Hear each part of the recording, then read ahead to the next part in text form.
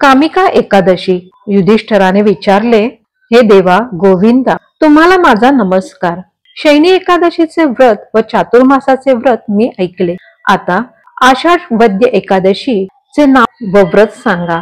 श्रीकृष्ण म्हणाले, राजा, पूर्वी नारदाने विचारले, आता ब्रह्मदेवाने पापाचा नाश करणारे जे व्रत सांगितले तेच व्रत मी तुला सांगतो, ऐक.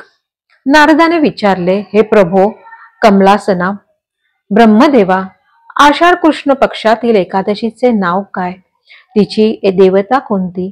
व्रताचा विधी कसा आहे? त्यापासून काय फळ मिळते?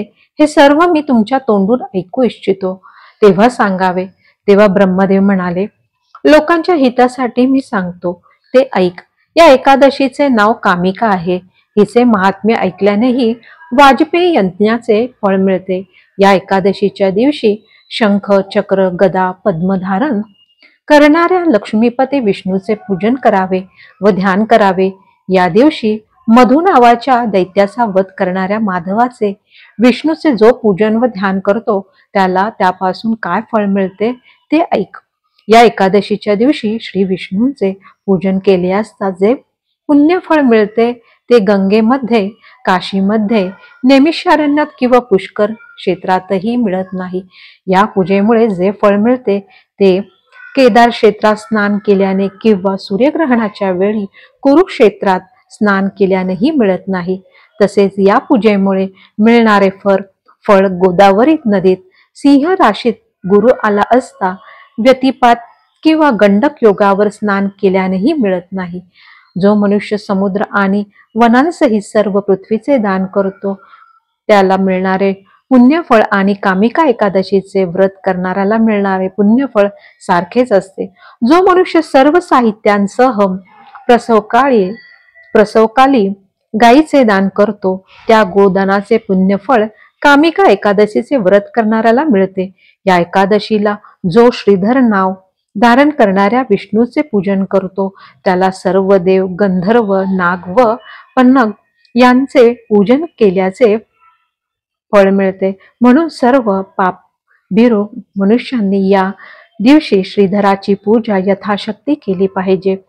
जे संसाररूपी सागरात बुडाले आहेत किंवा पापरूपी चिखलात रुतले आहेत त्यांच्या उद्धाराकरिता हे कामिका एकादशीचे व्रत फार चांगले आहे.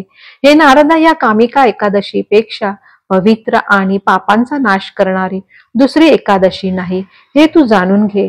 कारण तसे मला भगवंतांनी पूर्वी स्वतः सांगितले आहे. अध्यात्म विद्येत मग्न असलेल्या मनुष्याला जे फळ मिळते त्याहूनही जास्त पुण्यफळ या एकादशीच्या व्रताने मिळते.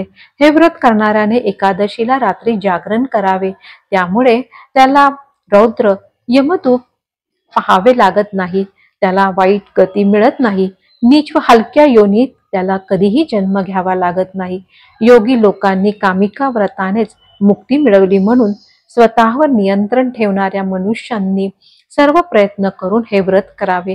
या एकादशीच्या दिवशी तुळशीपत्रांनी भगवंताची पूजा करावी. म्हणजे कमळाचे पान जसे पाण्यातून अलिप्त असते त्याप्रमाणे तो पापांपासून अलिप्त राहतो. 8,000 तोळे सोने किंवा 32,000 तोळे चांदी भगवंताला अर्पण करून पूजा केली असता जे फळ मिळते ते फळ तुळशीदल वापरून केलेल्या पूजनाने मिळते. भगवान विष्णू तुळशीदलाच्या पूजनाने जितके संतुष्ट होतात तितके हिरे, माणिक, पोवळी, मोती, पाचू वगैरे रत्ने अर्पण करून केलेल्या पूजनाने संतुष्ट होत नाहीत. जो तुळशी मंदिरांनी भगवंताची पूजा करतो तो त्याने जन्मापासून केलेल्या पातकांचे लेप पुसून टाकतो. तुळशीचे दर्शन घेतले असता ती अखिल पातकांचा समुदाय नष्ट करते. तुळशीला स्पर्श केला तर ती शरीर पवित्र करते. तुळशीला वंदन केले तर ती रोगांचे निरसन करते. तुळशीला पाणी घातले तर यमाचे भय नष्ट होते. तुळस अंगणात लावली म्हणजे भगवान कृष्णाचे वास्तव्यच आपल्या घरात झाल्याप्रमाणे होते. भगवंताच्या चरणावर तुळशीदले अर्पण केली असता मुक्ती मिळत असते. अशा तुळशीला नमस्कार असो. जो मनुष्य या एकादशीच्या दिवशी देवघरात किंवा मंदिरात रात्रंदिवस दिवा लावतो त्याच्या पुण्याची संख्या चित्रगुप्तालाही मोजता येत नाही. एकादशीच्या दिवशी ज्याचा दिवा भगवंता पुढे जळतो त्याचे पितर स्वर्गात राहतात व अमृताने तृप्त होतात. एकादशीच्या दिवशी जो मनुष्य तुपाचा किंवा तेलाचा दिवा देवापुढे लावतो तो कोटी कोटी दिव्यांच्या प्रकाशात सूर्य लोकाला जातो. मी कामिका एकादशीचा महिमा तुला आता सांगितला आहे. मनुष्यांनी सर्व पापांचा नाश करणाऱ्या या कामिका एकादशीचे व्रत जरूर केले पाहिजे. ही कामिका एकादशी ब्रह्महत्या किंवा भ्रूणहत्या यांचेही पाप नाहीसे करते. ती स्वर्गांची प्राप्ती करून देते व महापुण्याचे फळ मिळवून देते. जो या कामिका एकादशीचे महात्म्य श्रद्धेने ऐकतो तो सर्व पापातून मुक्त होऊन विष्णू लोकाला जातो. याप्रमाणे ब्रह्मवैवर्त पुराणातील कामिका एकादशीचे महात्म्य संपूर्ण झाले. श्रीकृष्णार्पणमस्तु.